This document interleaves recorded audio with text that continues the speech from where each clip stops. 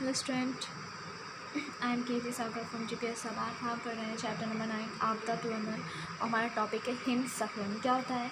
जब बड़े बड़े हिमखंड क्या होते हैं, ग्रीष्मकाल में बहुत ज़ोर से कड़कड़ करके टूटते हुए नीचे ढालों पर लुढ़कते हैं अथवा किसी बाहर की निकली हुई पहाड़ी से नीचे फिसल जाते हैं और मार्ग में पड़ने वाली प्रत्येक वस्तु को चपेट में लेते हैं। तो क्या करते हैं, इसे हम क्या कहते हैं?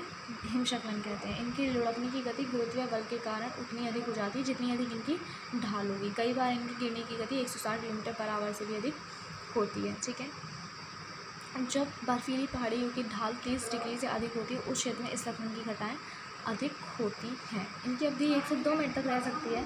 अतः इसका व्यवहार जानने में क्या होता है, दिक्कत आती है। क्या आता है आपका? हिमस्खलन से पहाड़ी सड़कें बर्फ़ से पट जाती हैं, सड़कों की सतह व पैरापेट क्षतिग्रस्त हो जाते हैं। नदियों झीलों में गिरने से उनमें आकस्मिक बाढ़ आ जाती है जब बर्फ़ गिरते हैं तो। ठीक है, गर्म मौसम और तेज़ हवाएं हिमस्खलन को बढ़ावा देती हैं। हिमस्खलन ढीली बर्फ़ वाले ठोस स्लैब प्रकार के सूखी हिम व जल मिश्रण वाले कई प्रकार के हो सकते हैं। ठीक है, उत्तराखंड के बद्रीनाथ केदारनाथ मार्गों पर और जम्मू कश्मीर राष्ट्रीय राजमार्ग की ऊंची लंबाई पर प्रायः हिमपात व हिमस्खलन होता रहता है। हिमस्खलन को रोकने के उपाय: हिमस्खलन ढालों पर कठोर लकड़ी वाले वृक्षों के वन लगाने चाहिए। ढालों को सीढ़ीनुमा पट्टियों में काट कर रोक सकते हैं। ढालों पर दृढ़ पायलें गाड़कर पायलों की दूरी 5 मीटर रखी जा सकती है। हिमस्खलन रोक बाड़ लगाकर हिम कॉर्निश का निर्माण को रोका। इसके लिए पहाड़ की चोटी पर कॉर्निश बाड़ लगाए जाते हैं जो कॉर्निश को बनने अथवा नीचे लुढ़कने से रोकने थे। क्या आता है आपका? हिमस्खलन से बचने के उपाय क्या है इसमें? चढ़ती ढालों पर प्रतिरोधक दीवारों का निर्माण करके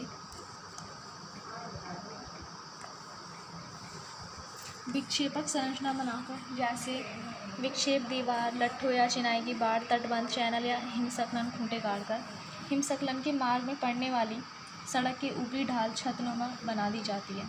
ठीक है, फिर है फॉरेस्ट फायर। क्या होता है फॉरेस्ट फायर? घने जंगलों में सूखे पेड़ व सूखे पत्ते, टहनी, घास फूस, झाड़ियाँ बड़ी मात्रा में जो रहती हैं उनमें कई बार आग लग जाती है। ठीक है, तो ये जंगली तेज हवाएं से शीघ्र पूरे जंगल में फैला देती हैं। कई बार ये जानबूझकर भी लगाई जाती है चारा वगैरह पाने के लिए। ठीक है, फिर आता है आपका आग लगने के कारण, कॉजेस ऑफ फायर।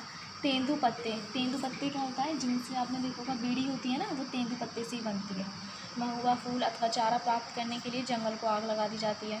सूखे बांसों के झुंडों को तेज हवा में आपसी रगड़ लगने से आग भड़क जाती है। कुछ पत्थरों की रगड़ से भी हो जाता है। ज्वालामुखी के फूटने से भी जंगल में आग लग जाती है। चरवाहों लकड़हारों द्वारा लापरवाही से जलती बीड़ी, माचिस की तीली भरकर फेंकने से जंगलों में आग लग सकती है। वाहन रेलगाड़ी के इंजनों से निकलती चिंगारियाँ भी जंगल में आग लगने का कारण बन जाते हैं। यात्रियों द्वारा जंगली कैंपों में जलती आग लापरवाही से छोड़ दी जाती है जो हवा के झोंकों से पूरे जंगलों में फैल जाती है। जंगली वृक्षों से राल निकालते समय लापरवाही के कारण भी आग लग जाती है।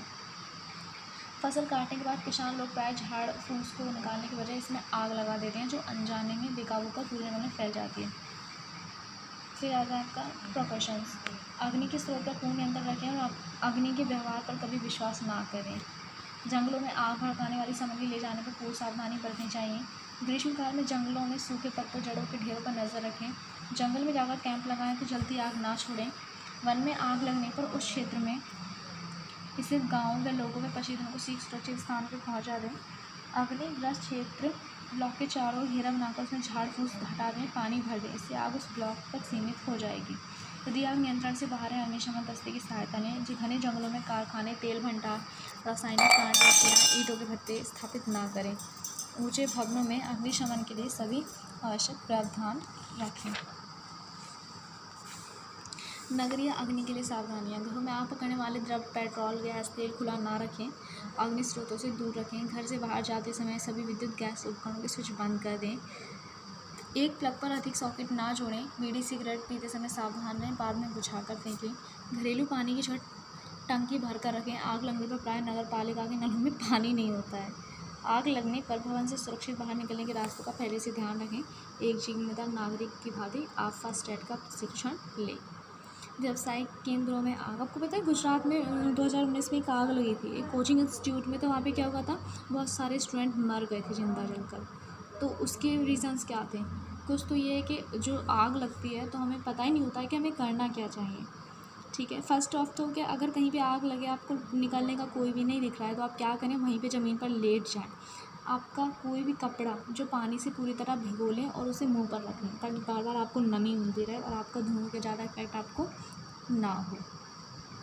फिर है, इन जगहों पर आग लगने के मुख्य कारण है तापक स्रोत, हीटर, फायर प्लेस, विद्युत शॉर्ट सर्किट्स जो होते हैं, कचरा तथा ज्वलनशील पदार्थ, पैकिंग सामग्री, पेंट, रसायन, गैस इत्यादि। Thank you class.